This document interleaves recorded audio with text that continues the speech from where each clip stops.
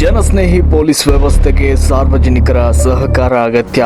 Tiptur DYSP MS Umesh ಕರೆ. ಹೊನ್ನವಳಿಯಲ್ಲಿ ನಡೆದ ದಲಿತ ಸಮುದಾಯದ ಕುಂದುಕೊರತೆ ಸಭೆ.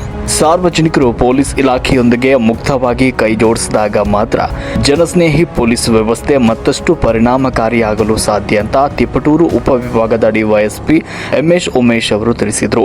ತುಮಕೂರು ಜಿಲ್ಲೆಯ ತಿಪಟೂರು ತಾಲೂಕಿನ ಹೊನ್ನವಳಿ ಪೊಲೀಸ್ ಠಾಣೆಯಲ್ಲಿ ನಡೆದ ಪರಿಶಿಷ್ಟ ಜಾತಿ ಮತ್ತು ಪರಿಶಿಷ್ಟ ಪಂಗಡಗಳ ಕುಂದುಕೊರತೆ ಸಭೆಯಲ್ಲಿ ಪಾಲ್ಗೊಂಡು ಅವರು ಮಾತನಾಡಿದರು. ತಿಪಟೂರು ತಾಲೂಕಿನ ಹೊನ್ನವಳಿ ಪೊಲೀಸ್ ಠಾಣೆಯಲ್ಲಿ ಎಸ್ಸಿ ಸಮುದಾಯದ ಕುಂದುಕೊರತೆಗಳ ಸಭೆ ನಡೆಯಿತು. ಸಭೆಯ ಅಧ್ಯಕ್ಷತೆ ವಹಿಸಿ ಡಿವೈಎಸ್ಪಿ ಎಂಎಸ್ ಉಮೇಶ್ ಅವರು ಮಾತನಾಡಿದರು. ಡಿವೈಎಸ್ಪಿ ಅವರು ಸಭೆಯನ್ನ ಉದ್ದೇಶಿಸಿ ಮಾತನಾಡಿದರು. ಇದೇ ವೇಳೆ ಹಿರಿಯ ನಾಗರಿಕರು ಅವರ ಸುರಕ್ಷತೆಗಾಗಿ ಜಾರಿಯಲ್ಲಿರುವ ಆಸರೆ ಯೋಜನೆಯ ಬಗ್ಗೆ ಮಾಹಿತಿಯನ್ನ ನೀಡಿದರು. ವೃದ್ಧರು ತಮ್ಮ ವ್ಯಾಪ್ತಿಯ ಬೀಟ್ ಪೊಲೀಸರಿಗೆ ಮಾಹಿತಿ ನೀಡಿದರೆ ಸಾಕು, ವೈದ್ಯಕೀಯ ನೆರವು ಸೇರಿದಂತೆ ಇಲಾಖೆಯಿಂದ ಸಿಗುವ ಎಲ್ಲ ಅಗತ್ಯ ಸಹಾಯವನ್ನು ಒದಗಿಸಲಾಗುವುದು ಅಂತ ಭರವಸೆ ನೀಡಿದರು. ಇದೇ ವೇಳೆ ಈ ಕಾರ್ಡ್ ವ್ಯವಸ್ಥೆಯ ಬಗ್ಗೆ ಕೂಡ ಸಾರ್ವಜನಿಕರಲ್ಲಿ ಅರಿವನ್ನು ಮೂಡಿಸಿದರು. ಇನ್ನು ಇತ್ತೀಚಿನ ದಿನಗಳಲ್ಲಿ ಗ್ರಾಮೀಣ ಹಾಗೂ ನಗರ ಪ್ರದೇಶಗಳಲ್ಲಿ ಮಾದಕ ವ್ಯಸನ ಮತ್ತು ಮಾದಕ ವಸ್ತುಗಳ ಮಾರಾಟ ಹೆಚ್ಚುತ್ತಾ ಇರುವುದಕ್ಕೆ ಡಿವೈಎಸ್ಪಿ ಅವರು ಕಳವಳವನ್ನು ವ್ಯಕ್ತಪಡಿಸಿದರು.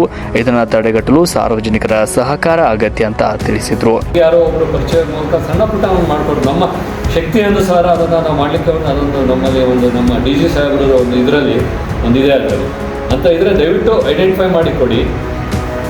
ಅವ್ರುಗಳಿಗೆ ನಮ್ಮ ಬೀಟ್ ಸಿಬ್ಬಂದಿದು ಫೋನ್ ನಂಬರ್ ಕೊಡಿ. ಏನೇ ಒಂದು ಆ್ಯಂಬುಲೆನ್ಸ್ ಬೇಕು ಏನಾದ್ರು ಬೇಕು ಅಂದ್ರೆ ಖಂಡಿತ ನಾವು ಮಾಡ್ತೀವಿ. 24 ಗಂಟೆ ರಾತ್ರಿ 12 ಗಂಟೆ ನೀವು ಏನಾದ್ರು ಒಂದು ಮಾಡಿದ್ರೆ ಅವ್ರ ವೈದ್ಯಕೀಯದ ಏನಾದ್ರು ಒಂದು ಅಂದರೆ ಎಮರ್ಜೆನ್ಸಿನಲ್ಲಿ ಅದು ಒಂದು ಸ್ವಲ್ಪ ಇರಲಿ.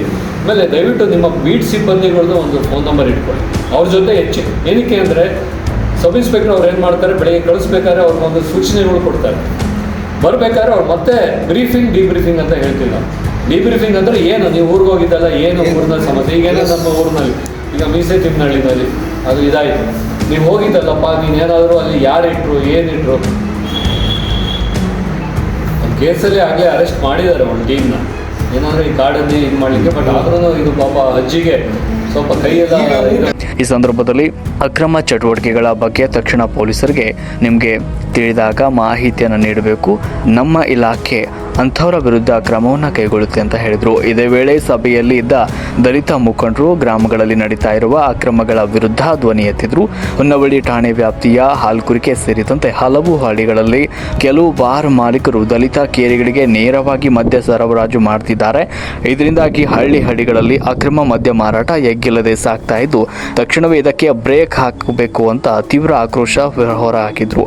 ಸಭೆಯಲ್ಲಿ ಹೊನ್ನವಳಿ ಪೊಲೀಸ್ ಠಾಣೆಯ ಸಬ್ ಇನ್ಸ್ಪೆಕ್ಟರ್ ರಮೇಶ್ ಗುಗ್ಗುರಿ ಸೇರಿದಂತೆ ವಿವಿಧ ದಲಿತ ಸಂಘಟನೆಗಳ ಪದಾಧಿಕಾರಿಗಳು ಹಾಗೂ ಸಾರ್ವಜನಿಕರು ಉಪಸ್ಥಿತರಿದ್ದರು.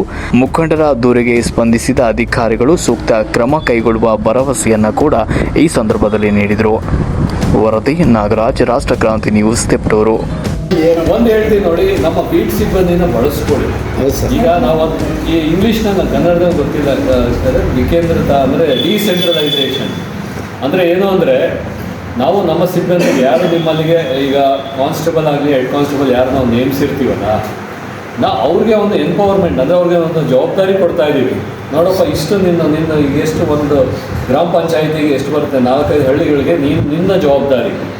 ಅದು ಬರೀ ಇದಲ್ಲ. ಈಗ ಮೊನ್ನೆ ಕೂಡ ಲಾಸ್ಟ್ ಟೈಮ್ ಒಂದು ಆಸರೆ ಅಂತ ಒಂದು ಕಾರ್ಯಕ್ರಮ ಮಾಡಿದ್ದೀವಿ. ಇದೆಯಾ, ಗೊತ್ತಿದೆಯಾ ಆಸರೆ ಬಗ್ಗೆ? ಇದು ನಿಮಗೆ ಗೊತ್ತಿಲ್ಲ.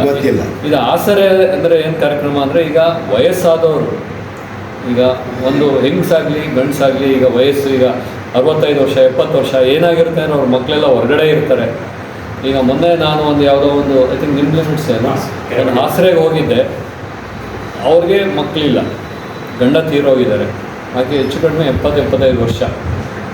ನಾವೇನು ಮಾಡ್ತಾಯಿದ್ದೀವಿ, ಅದು ಆಸರೆ ಒಂದು ಇದರಲ್ಲಿ ಅವ್ರದ್ದು ಏನು ಸಣ್ಣ ಪುಟ್ಟ ಒಂದು ಏನು ಅವ್ರಿಗೆ ಬೇಕಾಗಿರೋ ಒಂದು ಔಷಧಿಗಳು ಎಷ್ಟು ನಾವು ತೀರಾ ಹೋಗಿ ಅವ್ರಿಗೆ ನೋಡ್ಕೊಳ್ಳಿಕ್ಕಾಗಲ್ಲ. ಅಂಥವ್ರನ್ನ ಒಂದು ನಿಗಾವಣೆಗೆ ಒಂದು ಮಾಡೋದ್ರ ಬಗ್ಗೆ ನಿಮ್ಮಲ್ಲಿ ಯಾರಾದರೂ ಇದ್ದರೆ ಅಥವಾ ವಯಸ್ಸಾದವರು ಅಂದರೆ ಅವರನ್ನು ನೆಗ್ಲೆಕ್ಟ್ ಮಾಡಿರ್ತಾರೆ. ಸೊ ಅಂಥವ್ರು ಏನಾದ್ರು ಇದ್ದರೆ ದಯವಿಟ್ಟು ನಮ್ಮ ಗಮನಕ್ಕೆ ತೆಗೆದುಕೊಂಬನ್ನಿ. ನಾವು ಅವ್ರ ಮೇಲೆ ಒಂದು ನಿಗಾ ವಹಿಸಿ ಹೋಗ್ತಾ ಬರ್ತಾ ನಮ್ಮ ಬೀಟ್ ಸಿಬ್ಬಂದಿ ಆಗಲಿ, ನಮ್ಮ ಸಬ್ ಇನ್ಸ್ಪೆಕ್ಟರ್ ಆಗಲಿ ರ್ಯಾಂಡಮ್ ಆಗಿ ಅವ್ರ ಬಗ್ಗೆ ಏನಾದರೂ ಒಂದು ಸಣ್ಣ ಪುಟ್ಟ ಏನೋ ಒಂದು ಎಂಚು ಸೋರ್ತಾ ಇರ್ತಾರೆ. ಖಂಡಿತ ಅವ್ರನ್ನೂ ಒಂದು ನಿಮ್ಮಲ್ಲಿ ಹೆಂಗೆ ಈಗ ಮುಂಚೆ ಎಲ್ಲ ಗೌಡ್ರುಗಳು ಅವರು ಇವರು ಅಂತ ಇದ್ದಾರೆ, ಇವ್ರನ್ನೂ ಒಂದು ಭಾಗವಹಿಸಿ. ಎಲ್ಲೋ ಎಷ್ಟೋ ಸಮಸ್ಯೆಗಳು ನಮ್ಗೆ ಅಲ್ಲಲ್ಲೇ ಆಗುತ್ತೆ, ಆಮೇಲೆ ಎಷ್ಟೋ ಸಮಸ್ಯೆಗಳು ನಮಗೆ ಗಮನಕ್ಕೆ ಬರುತ್ತೆ. ಅರ್ಥ ಆಯ್ತಲ್ಲ? ದಯವಿಟ್ಟು ಇದು ಮನೆ ಪೊಲೀಸ್ ಅಂತ ಒಂದು ಇದು ವಿಚಾರ ನಮ್ಮಲ್ಲಿ ನಾವು ಏನು ಹೇಳ್ತೀವಿ ಅಂದರೆ ಆ ಬೀಟ್ ಸಿಬ್ಬಂದಿಗೆ ಪ್ರತಿಯೊಬ್ಬರು ಮನೆ, ಆಮೇಲೆ ವಾಟ್ಸಪ್ ಗ್ರೂಪ್ ಮಾಡಿದಾರಾ? ವಾಟ್ಸಪ್ ಗ್ರೂಪ್ ಇದೆ ಆಗಿಲ್ಲ ಅಂದರೆ ದಯವಿಟ್ಟು ಒಂದೊಂದು ಮನೆಯಿಂದ ಒಬ್ಬೊಬ್ರು ಜಾಯ್ನ್ ಆಗಿ. ಅದರಲ್ಲಿ ರಾಜಕೀಯ ಅದು ಇದು ಚರ್ಚೆ ಬೇಡ, ನೈಟ್ ಬೇಡ, ಏನಾದರೂ ಒಂದು ಈ ಥರದ್ದು ಸುಮ್ಮನೆ ಅದರಲ್ಲೇ ಅಂತ ಸಮಸ್ಯೆ ನಾವು ಮಾತಾಡೋದು ಬೇಡ. ಅದು ಅದರಲ್ಲೇ ಒಂದು ಇದು ಇಟ್ಕೊಳ್ಳಿ. ಈಗ ನಾನು ಕೇಳೋದಷ್ಟೇ, ದಯವಿಟ್ಟು ಇದನ್ನ ಏನು ನಮ್ಮದು ಬೀಡ್ದು ವ್ಯವಸ್ಥೆ ಇದೆಯಲ್ಲ ಅದು ನಿಮ್ಮ ಕೈಯಲ್ಲಿ ಅರ್ಥ ಆಯ್ತಲ್ಲ? ಕರ್ಸ್ಕೊಳ್ಳಿ. ಅವ್ರು ಏನಾದ್ರು ಇದ್ರೆ ಸರ್ ಒಂಚೂರು ಬನ್ನಿ ಅಂತ ಹೇಳಿ ಪ್ರತಿಯೊಬ್ಬರ ಹತ್ರನೂ ನಿಮ್ಮ ಹತ್ರ ಫೋನ್ ನಂಬರ್ ಇರಲಿ. ಇದೆ ಸರ್. ಅವಜ್ಜಿ ಮಾಡೋಕ್ಕಾಗ್ತಾ ಇಲ್ಲ. ಅವಜ್ಜ ಏನು ಮಾಡ್ತೀವಿ, ಹಿರೇ ಮಗ ಮೇಲೂರಾಗಿದ್ದಾನೆ, ಇವರು ಕೆಳ್ಳೂರಾಗಿದ್ದಾರೆ. ಅಲ್ಲಿಂದ ಒಂದು ಪಾತ್ರೆ ತಗೊಂಡು ಹಿರೇ ಮಗ ಮನೆ ಬರುತ್ತೆ. ಹಿರೇ ಮಗನ ಹೆಂಡತಿ ಬಾಯಿ ಬಂದ ಬೇಯುತ್ತೆ. ಆಮೇಲೆ ಈ ವಜ್ಜನೆ ಅವರಿಗೆ ರೇಷನ್ ಕೊಡಿಸುತ್ತೆ.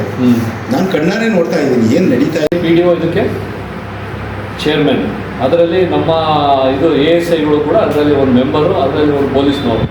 ಇದೇನು ಇದು ಮಾದಕ ದ್ರವ್ಯ ಡ್ರಗ್ಸ್ ಇದ್ರ ಸೇವನೆ ಬಗ್ಗೆ ಅದನ್ನು ಮೀಟಿಂಗ್ ಮಾಡಬೇಕು ಅಂತ ಒಂದು ಕಮಿಟಿಗಳು ಮಾಡಿದ್ವಿ. ಅದಿದೆ, ಮನೆ ಪೊಲೀಸ್ ಅಂತ ಇದೆ, ಆಸರೆ ಅನ್ನೋದೊಂದು ಸ್ಕೀಮ್ ಇದೆ. ಸೊ ಇಷ್ಟೊಂದೆಲ್ಲ ಸ್ಕೀಮ್ಗಳನ್ನೆಲ್ಲ ನೀವು ಬಳಸ್ಕೊಳ್ಬೇಕು. ಈಗ ಹೇಳಿದ್ರಲ್ಲ ನೀವು ಅಜ್ಜಿ ಇದೆ, ಯಾರು ವಯಸ್ಸಾಗಿರೋರು ಒಬ್ಬರೇ ಇರ್ತಾರೆ, ಯಾರು ಅಜ್ಜನೋ ಅಜ್ಜಿ ಇರ್ತಾರೆ, ಅವ್ರ ಬಗ್ಗೆ ಒಂದು ಇದು ಕೊಡಿ. ನಮ್ಮಲ್ಲಿ ಒಂದು ಇದನ್ನು ರಿಜಿಸ್ಟ್ರು ಮೇಂಟೈನ್ ಮಾಡಿದ್ದೀವಿ. ಅವ್ರಿಗೆ ಏನೇ ಸಮಸ್ಯೆ ಇದ್ದರೂ ಅವ್ರಿಗೆ ಬೀಟ್ ಸಿಬ್ಬಂದಿ ಫೋನ್ ನಂಬರ್ ಇರುತ್ತೆ. ಏನಾದರೂ ಆಯಿತಾ, ರಾತ್ರಿ ಹೊತ್ತು ಎಮರ್ಜೆನ್ಸಿ ಇದೆಯಾ, ನಾವು ಒಂದು ಮದ್ಯ ಮಾರಾಟ ಬಗ್ಗೆನೂ ಹೇಳಿದ್ದಾರೆ. ಅದನ್ನು ನಾವು ಎಕ್ಸೈಸ್ ಕೇಸ್ಕೊಂಡು ಹಾಕ್ತಾ ಇದ್ದೀವಿ. ಈಗ ಪ್ರೋಗ್ರೆಸ್ ನಾವು 2 ತಿಂಗಳಲ್ಲಿ ಹಾಕಿದ್ವಿ, ಒಂದು 5-6 ಕೇಸ್ಗಳು ಹಾಕಿದ್ವಿ. ಅದನ್ನು ತಮಗೆ ಪ್ರೋಗ್ರೆಸ್ ಇದೆ. ಮತ್ತು ಇನ್ನೇನಾದರೂ ಇದ್ದರೆ ತಮಗೆ ಏನೋ ಸಮಸ್ಯೆಗಳಾಗಲಿ, ತಮ್ಮ ಸಮುದಾಯ ಸಂಬಂಧಪಟ್ಟಂಗೆ ಏನೋ ಸಮಸ್ಯೆಗಳಿದ್ದರೆ, ಮತ್ತು ಊರಲ್ಲಿ ಈ ಥರ ಇತ್ತು, ಈ ಥರ ಅಲ್ಲಿ ಮಾತಾಡೋ ಏನೋ ಟೈಮ್ ಇರಲಿಲ್ಲ ಕಾರಣಕ್ಕೆ ಇಲ್ಲಿ ತಮ್ಮ ಸಮಸ್ಯೆಗಳನ್ನು ಮುಕ್ತವಾಗಿ ಹೇಳ್ಕೊಬೋದು. ಏನೇ ಇದ್ರೂ ಒಬ್ಬೊಬ್ಬರಾಗಿ ತಮ್ಮ ಸಮಸ್ಯೆಗಳನ್ನ ಹೇಳ್ಕೊಳ್ಳಿ. ಫರ್ದರ್ ಆಮೇಲೆ ನಮ್ಮ ಸಾಹೇಬರು ಮಾತಾಡ್ತಾರೆ.